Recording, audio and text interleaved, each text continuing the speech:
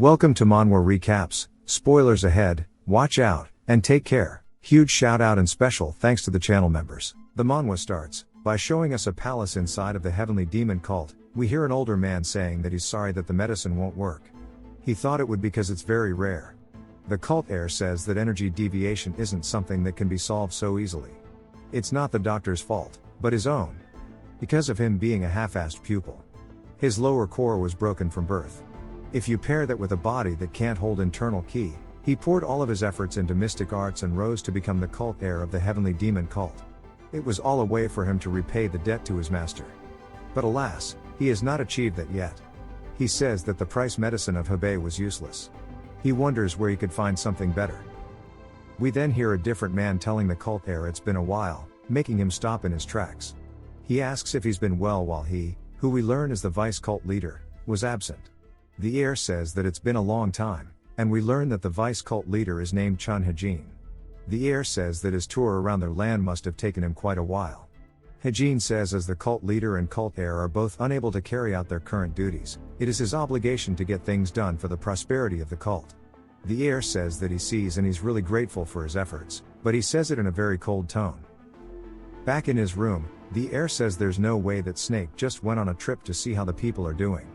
He sets his cup down and says he needs to stop Hejin before he does anything stupid, but then he feels a sharp pain in his chest. He says that he did not expect this, to think he'd aim for him the moment he's in his own chamber. It makes sense now why this drink was so damn good.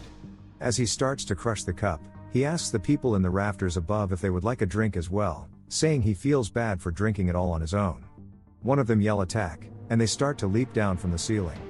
The heir says even if they did bring him this prized liquor, they're making a grave mistake for finding him in his own chambers.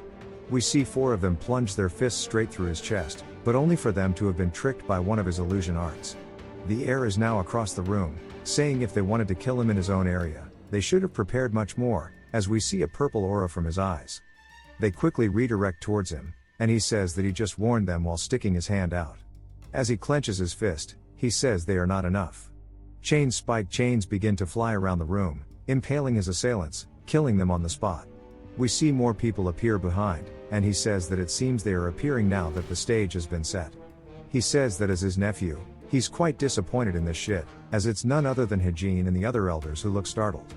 Hejin says that the crane's red beak is a poison said to melt an entire ox with a single pinch, and he wonders how the heir is still laughing after drinking a cup of it, calling him a monster.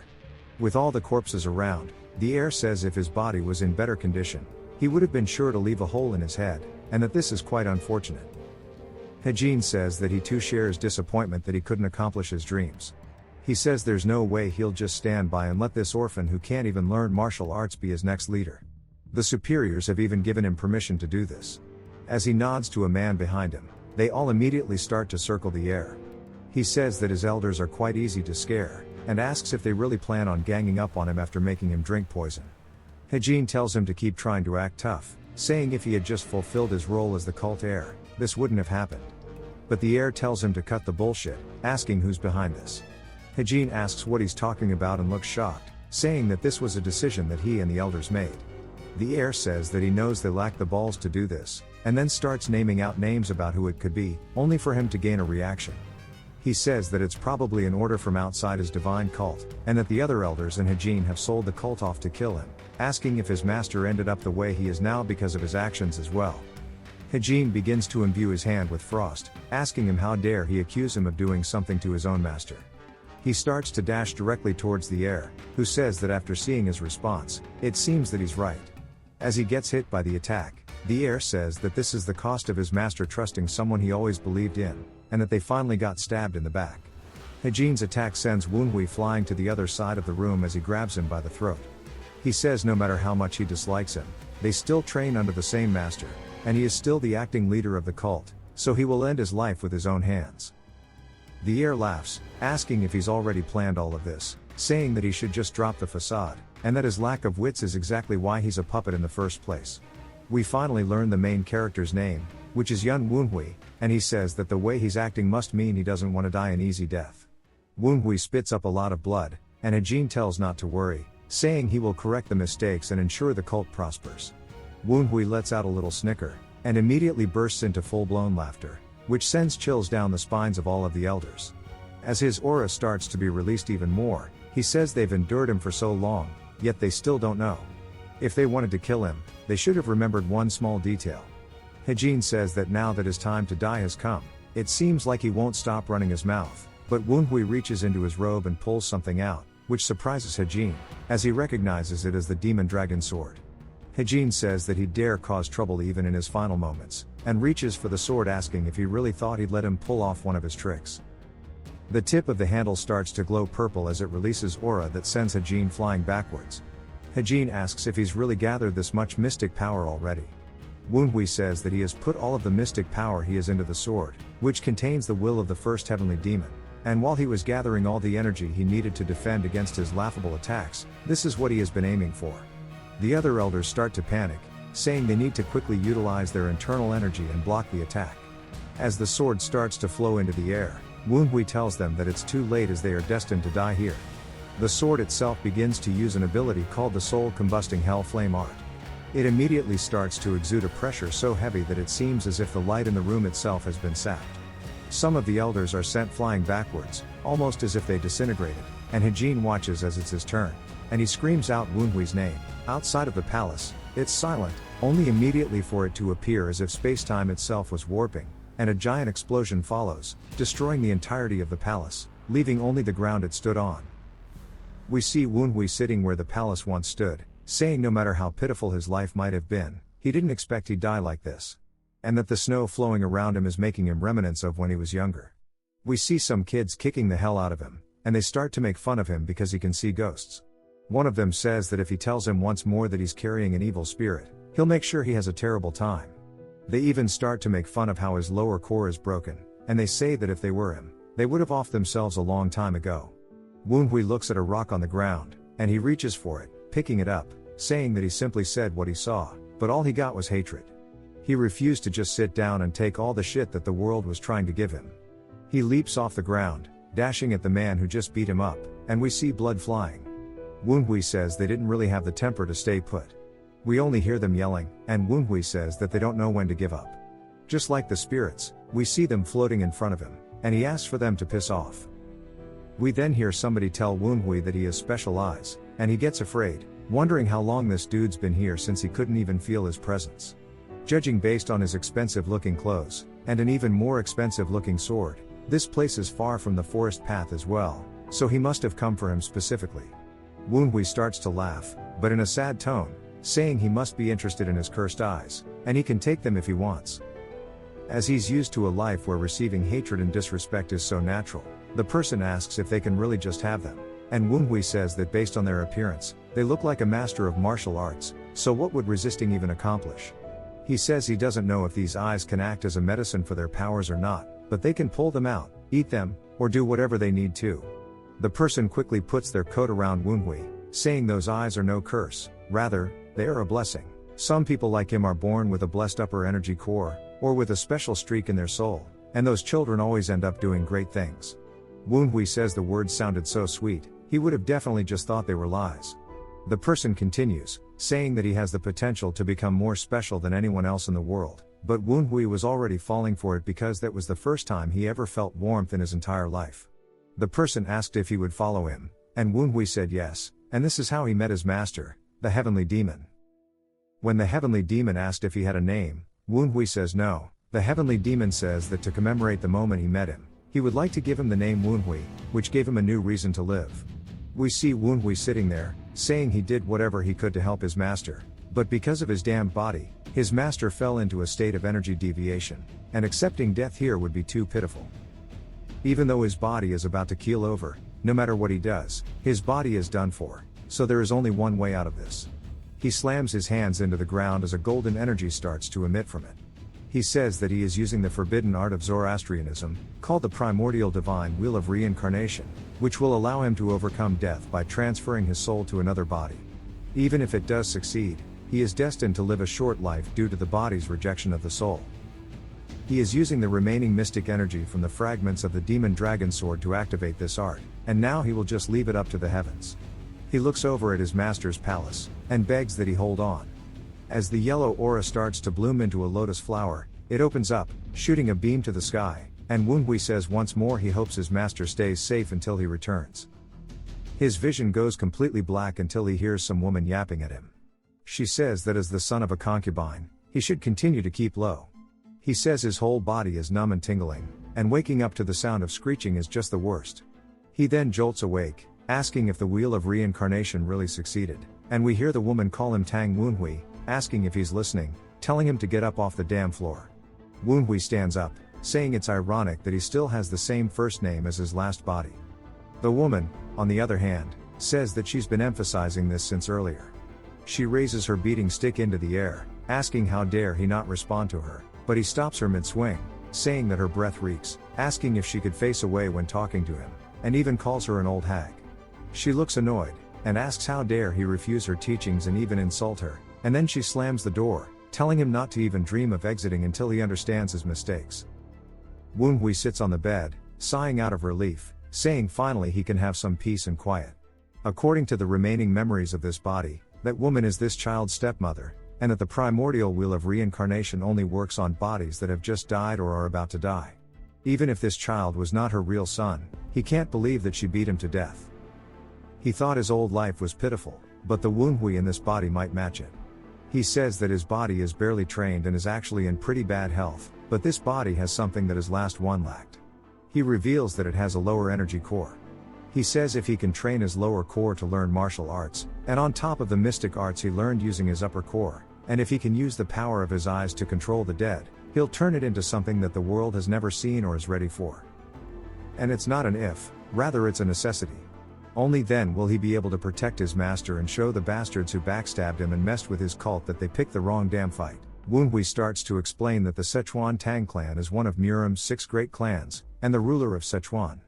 To their west, there is Tibet, where the Potala Palace is, and Ganghai, where the Kunlun sect is. To their south, there are the Heavenly Dragon Temple, the Shenkong sect, and the 5 poison sects. To their north is the front line of the Central Plains that opposes the Heavenly Demon cult. There stands the group that leads the Tang clan and the vanguard called the Tempest Squad. The leader of the Tempest Squad, who is also known as the Tempest Swordsman, is Tang Ho San. With the Tempest Squad, he founded a branch of the Tang clan called the 9 Dragons Division. The Tang Patriarch, the Dark Supreme, Tang Moon Hyuk, had entrusted the division to Tang Ho San, whom he had deep faith in. Ho San had 3 heirs. 2 were children he had with Nam Gun San Yong, his legal wife. They were his first child, Tang Qiu Jin, and his third child, Tang Yu Chang. Comparatively, his second child was born as a result of sleeping with a servant, a mistake he made while drunk, and that is who he is reincarnated as. While he may be an illegitimate child, he is still the son of the branch family patriarch, which means he is an heir candidate. We hear a servant barking at him, saying that he needs to go beg for forgiveness, as the matriarch said not to bring in any food to the White Pavilion, and that it looks like they will all be starving too. Woonhui sighs, saying he can't believe even a servant is looking down on him, so he smacks the dude across the face, sending him flying across the room. The dude asks what the hell he thinks he's doing since he was being so kind by giving him advice. He says if he continues acting this way, he can't help but fight him back, but when he looks up, he sees Woonhui glaring down at him, and Woonhui smacks him again, making the dude just start to say that if he keeps hitting him, he'll get into trouble. Woonhui doesn't care and repeats this over and over until the dude is in tears, saying that he's sorry. After a bit of slapping the hell out of him, Woonhui tells Hyung Sam that he trusts that he will do the right thing since he's his mother's hometown friend. Hopefully, he understands how he feels. Hyung Sam says of course he does, and he will never forget the kindness he and the second madam have shown him, and he'll work even harder to serve them both. Woonhui then starts smiling, saying that surely he'll go get what he wants now, and Hyung Sam starts to cry, saying he'll go prepare it immediately, and he bows and heads out the door instantly. Woonhui sighs, saying he can't believe his hand is stinging just from hitting him a few times, and he wonders just how weak the original Woonhui was, saying not only is the body weak, but he also has no allies within the clan, and it's partly due to the matriarch bullying him. It's difficult to move around within the Tang clan at this rate. All he can do is accumulate inner energy, then show what he is capable of. Although the problem is the Tang clan energy that's in this body. Since his master's heavenly demon 9 slashes is a demonic art, he can't use it with the cultivation technique of an orthodox faction. However, there must be many cultists within the heavenly demon divine cult who came from the Tang clan and have been around for 1,000 years. This will put a lot of stress on his upper meridian since his body has not been trained, so taking the memories of putting it into the upper meridian that was innately big, he'll copy it from reality into the imaginary space and manifest it there. As he opens his eyes, he says that this space that he is witnessing is purely from his own manifestation, which is part of the heavenly demon divine cult called the millennia-old secret archive. Fortunately, it seems that using the divine wheel of reincarnation didn't cause him to lose much of his memories. In his current situation, the most suitable cultivation method for him would be the venom dragon cultivation technique.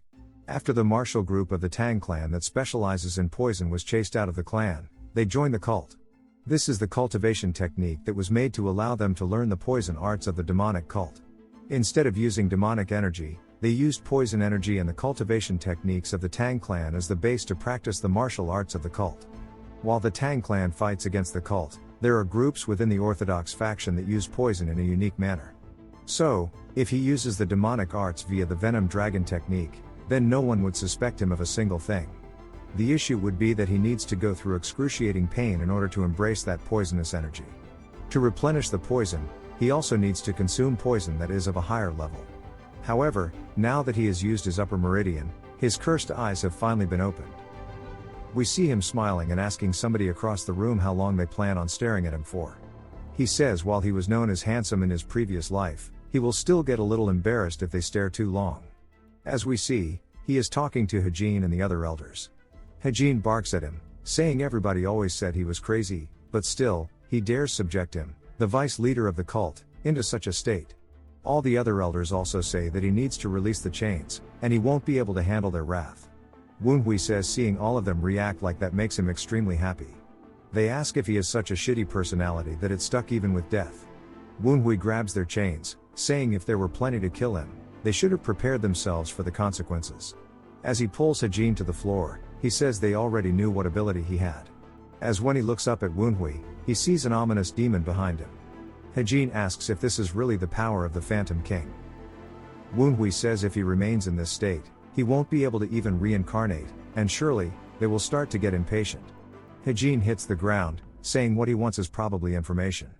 If he wants all the information he has, Woonhui cuts him off, saying he doesn't need it. Hajin is surprised, and Woonhui says he has many people who will give him that information. He puts his hand directly over Hajin's head, and everything blinks out for Hajin as he starts to get sucked up into the sky. He screams only for him to turn into an orb in Woonhui's hand as he says it's called a wraith sphere.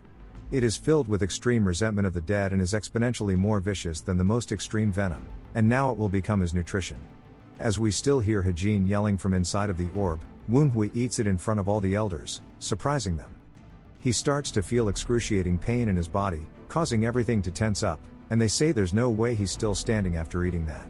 One of the other dudes asks the rest if they don't remember that they just gave him the red beet poison and he still shrugged that shit off. Woonhui says that now that Hajin has become nutrition for his venom dragon technique, it's time for the rest of them to make a choice, asking if they will tell him obediently or will they get devoured. He turns them all into orbs and starts swirling them around in his hands, asking if they are really just following the orders of an organization known as the Association, even though they are elders of the heavenly demonic divine cult. They plead to him, saying that they're not lying, and Woonhui says that it's an organization that doesn't even have a name, but the problem lies with its members. One of the elders says they refuse to reveal anything about themselves, and they hope that Woonhui believes them. Woonhui says that the divine cult of the heavenly demon was an evil cult that believed their lord to be the god incarnate. These elders who revered the heavenly demon as their god came to eliminate him, the junior heavenly demon, since he was ruining their god's reputation. At the very least, they feared the members of the society more than they feared their master, the god they worshipped. Woonhui says he thought they had simply fallen for the schemes of the orthodox or unorthodox factions. Then he says the word divergence. There were humans who ascended while attempting to climb the tower standing above the skies. They were absolutes, seen as immortals who could be considered natural disasters in their own right. The real masterminds far exceeded his expectations.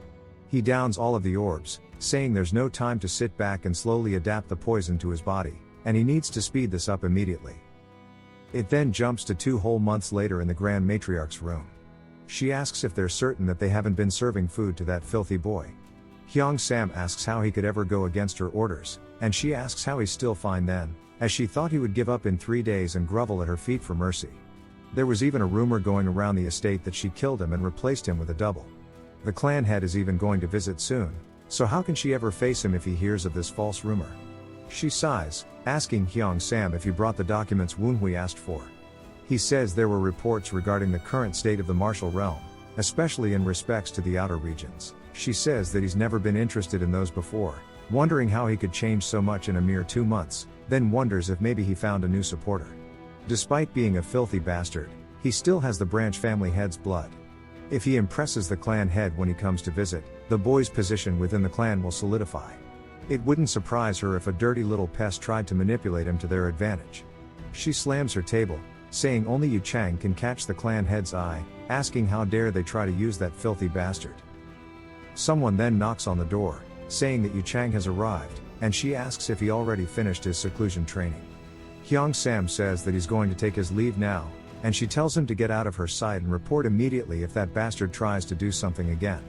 Yu Chang then enters, asking his mother if she's been well, and she says that she has, telling him to take a seat, asking if he achieved his goal. He says that he may still improve, but he successfully obtained Shadow Key. She says well done, and she knew he could do it. Yu Chang says that he heard stories about the bastard on his way here, asking if he really is yet to reflect and beg for mercy after his transgression against her. She sighs, saying indeed, and just thinking about it makes her head hurt, asking what he is up to. He says based on the circumstances, he believes someone is supporting him from the shadows.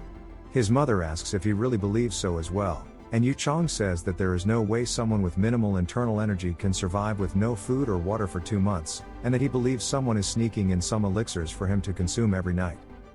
His mother says that's also her conclusion, but she has no clue which imbecile is trying to use that bastard. Yu Chang says that is why he will recommend that Woon-hui participates in the festival when the head arrives. Because if Woon-hui gets a big opportunity, then his backer will have no choice but to help him out immensely. His mother says that's a good idea, and she's sure they'll try to feed him more elixirs to improve his abilities in the meantime, and then the backer will reveal themselves to take the credit for changing the boy. Yu Chang says exactly, and once they know the identity, they can take them down.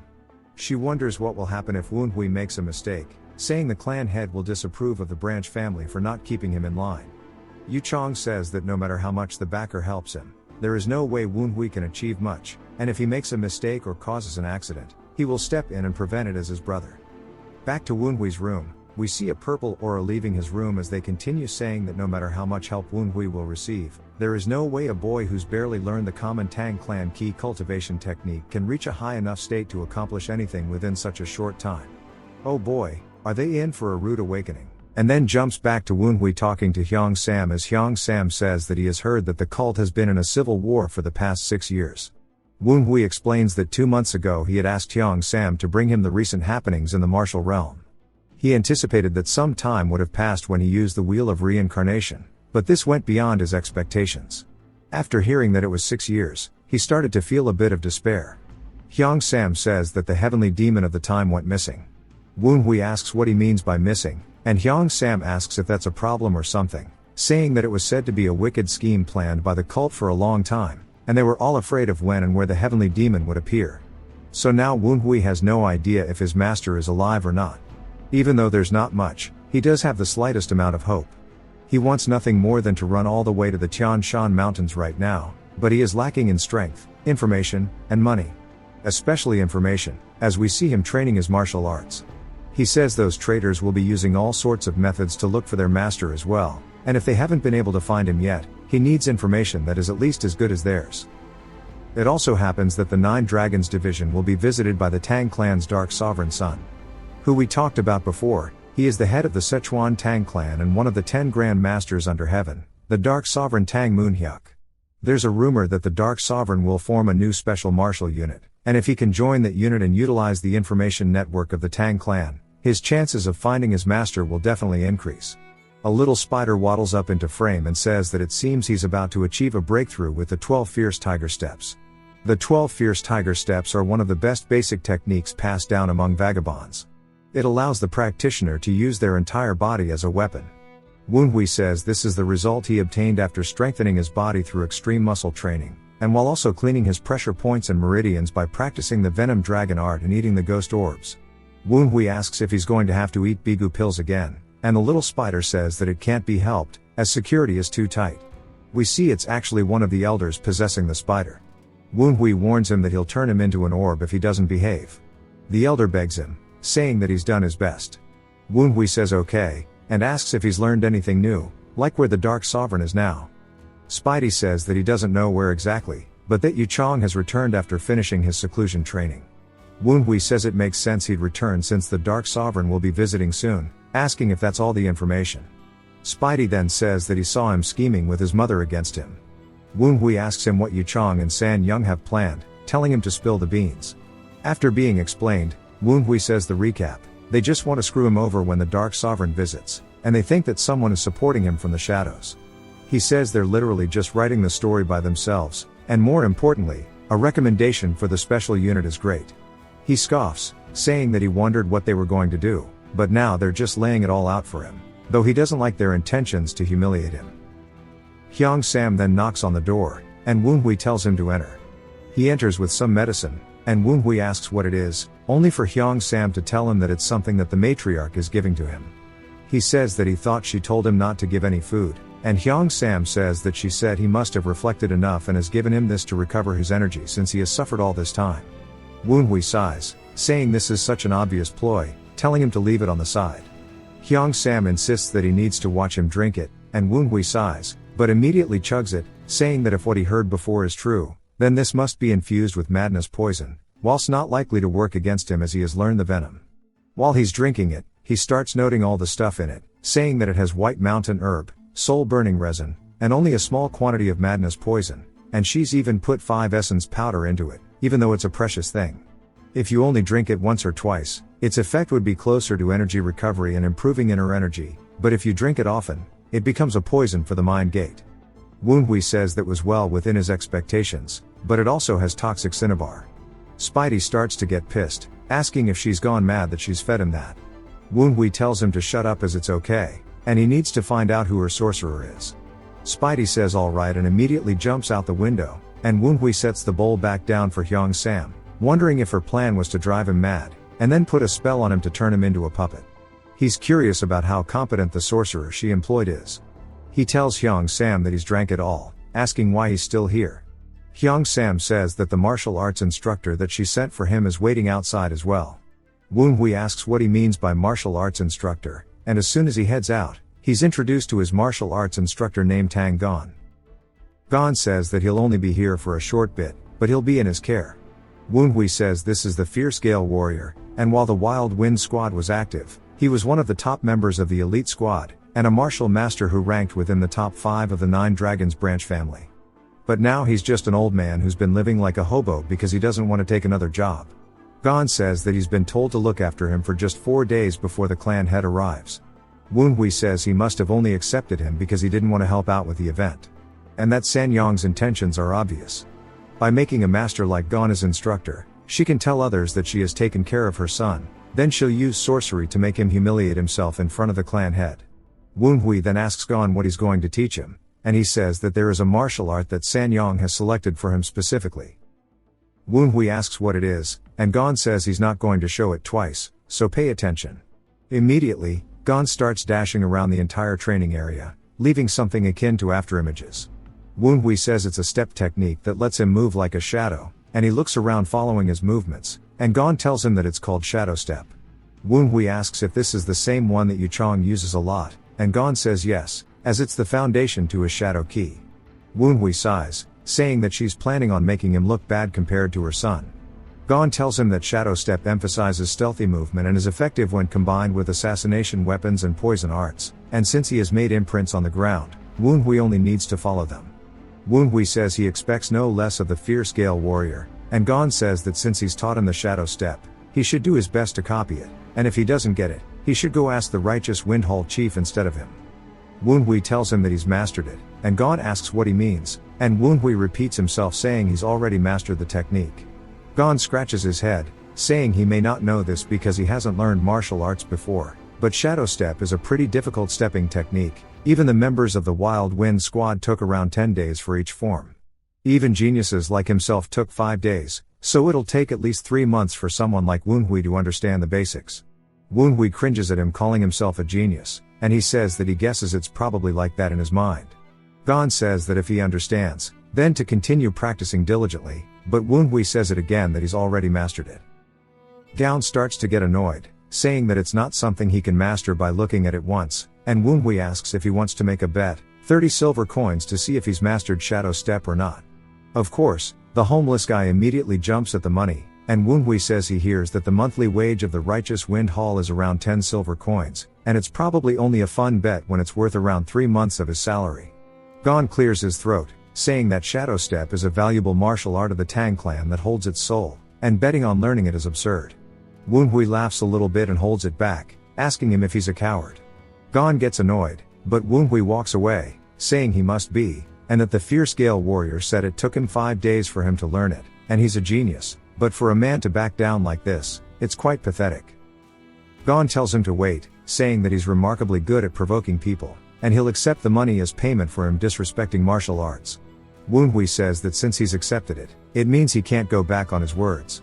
Gon then tells him to prove it, and Woonhui immediately dashes behind him before he can even react, and Gon asks how, but Woonhui smiles, asking him what he was planning on drinking today as he's holding his pouch, saying that it's pretty heavy.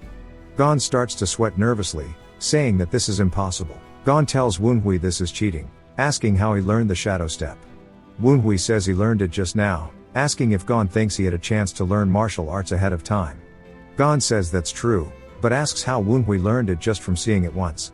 Woonhui says he didn't realize Gon was the petty type who doesn't know how to admit defeat, asking if he wants to try it again. Gon says he's not going to try it again.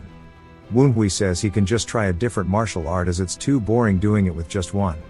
Then Woonhui starts to mock him again, asking if he's at such a big disadvantage because he's actually a genius. Woonhui says given how puny the stakes are, Gon's self-confidence must be equally as small. Gon tells him to wait as he's going to the bank right now to get money.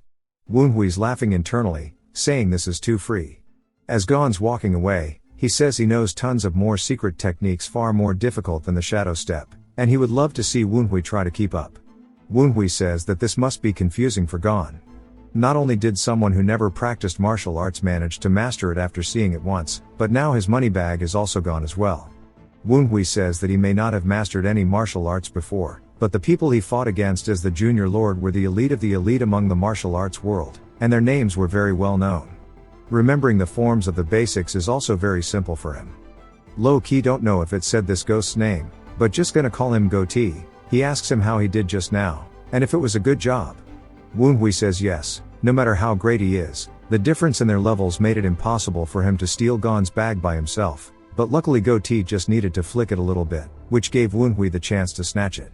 Now it's time for him to completely absorb all of Gon's martial arts and all of his money. 4 hours later, we see Woonhui performing a whole myriad of techniques such as the soul-tracking soaring butterfly, the wild wind body technique, and even the wild wind 12 rotation. Gon's just watching as his life finances are going down the drain, and the ghosts say he may be a heretic, but they pity him as he had the misfortune of getting caught up with the Junior Lord. They say they're reminded of how they came to be ghosts. Gon drops to the ground, and Woonhui asks if he has any more. Gon says he can't borrow any money from the bank. Woonhui says that's too bad and suggests they make one more bet. Gon starts crying, saying he's already completely broke, and Woonhui tells him to hear him out. They should go for one more round, and he'll put all of the money on the line. Gon starts to shake, asking if Woonhui's trying to sell him off as a slave. Woonhui says no, but he still knows one important martial art that he won't be able to follow easily, the wild wind dance. It strikes a nerve in Gon, and Woonhui wonders what's wrong as Gon starts to release his aura. Gon says while this may not be true for other martial arts, the wild wind dance is the soul of the wild wind squad. That Woonhui is even considering trying to bet with the wild wind dance on the line dishonors the squad, which is the foundation of the 9 Dragons division, so Woonhui should refrain from doing so in the future. Woonhui says Gon normally comes off as a playboy, but he really is the fierce Gale warrior.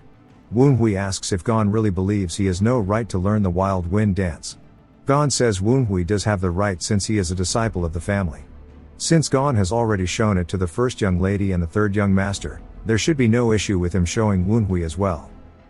Woonhui says the rights he is referring to do not have to do with lineage, asking whether from Gon's point of view, Woonhui has that capability. Gon wonders what Woonhui's talking about, and Woonhui yells out his name, asking if he thinks he has the talent to become a wild wind. Specifically, Woonhui's asking whether or not he has the right to pick up the legacy of the Wild Wind Squad. Gon starts to shudder thinking about the legacy because after their last gruesome defeat, the Wild Wind Squad ceased to exist. But Gon would love to become a Wild Wind member just once more. That's how for 20 years he buried the legacy of the Wild Wind in his heart, and who would have imagined that he would be hearing those words from the weakest of the successors. However, Gon says while the words touch his heart, Woonhui is also the one who spoke about using the Wild Wind dance in a bet, which is too difficult for him to accept. Woonhui says this is frustrating, and if the moment he met Gon 4 hours ago he had asked him to teach the Wild Wind dance because he wished to inherit the Wild Wind, would Gon have quietly taught him? Even when he showed Woonhui the shadow step, it's not like he struggled with that decision. Gon looks away, saying he has no response to that. He says that Woonhui provoked him in order to prove his worth. He heard that Woonhui had changed, but he sees that Woonhui was just hiding his strength and cleverness. Woonhui says it's something like that. Gon says the martial arts he taught Woonhui, the shadow step included, were all ones that the young master Woonhui he knew would have found difficult. He should have needed an amount of inner energy that 2 months was not enough for, but he sees Woonhui's been collecting inner energy beneath the Matriarch's gaze. Now that the Dark Sovereign is to visit, Woonhui is going to reveal the claws he had hidden. Woonhui says that's right while sweating nervously. Gon says that it is a truly devious backstabbing plot that tricks even family members. Woonhui says he realizes that's a compliment coming from the Tang clan, but it still feels awkward to hear. The elders say that it seems they have finally noticed his true potential, and there is no response other than to admire the demonstration. Woonhui says these fossils just sound like they want to become food already. Woonhui asks Gon if that means he's going to teach him. The elders continue mocking him, saying that there's no way Gon will not be swayed by the young lord's words. Woonhui says he's already decided they're definitely going to be turned into food. Gon says fine, he will teach him the Wild Wind dance. Woonhui turns, saying that he formally requests to be taught by the martial arts instructor Tang Gon. Gon is a little taken aback but smirks and introduces himself formally as well, saying that he accepts the request. Unlike the preceding techniques, this one is going to prove very difficult. Woonhui says he would like to change the stakes, and Gon asks why he's still betting. Woonhui says he wants to bet whether or not he'll master the Wild Wind dance in 1 day, and the loser will buy the winner a meal and drinks. Gon agrees and sighs, saying it sounds good, but he believes he's going to win this time. Telling Woonhui to watch carefully, Gon jumps off the floor. Gon says the previous members of the Wild Wind Squad had promised not to become involved with the family's succession. This is why even if Woonhui inherits the Wild Wind, they cannot support him as successor. However, he will be able to tell others that he has made a good drinking buddy, someone who can walk the path of the Wild Wind together with them, a new member of the Wild Wind. As we see Gon demonstrating the technique, it lives up to its name, sending out violent wind all about. Only immediately, it jumps to Gon looking defeated. He says it does not matter that he lost the bet, as it can only be a blessing for the family if Woonhui is this outstanding. However, good drinking buddy his ass. This is way more than one meal as Woonhui is eating everything under the sun.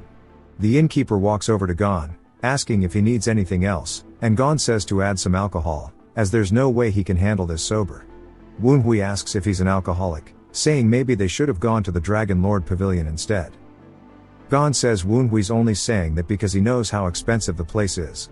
In the first place, this is a good enough spot as it is the best food in the area. Woonhui says it does seem that way. Gon starts chugging a drink, saying even if it's a bit expensive, he wanted to buy a good one and have a great time. He didn't know Woonhui would order a whole week's worth of food.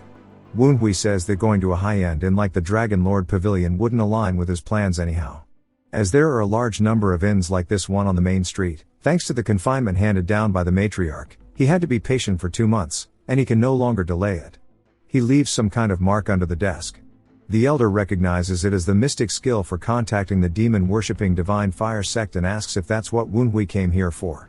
Woonhui says that he needs to tell those who are still in the pit of despair that he, the junior heavenly demon, still exists. If you've watched till the end, comment, Po2, to let me know. Subscribe for more videos like this, leave a like or a comment to help the channel out. Thanks for watching.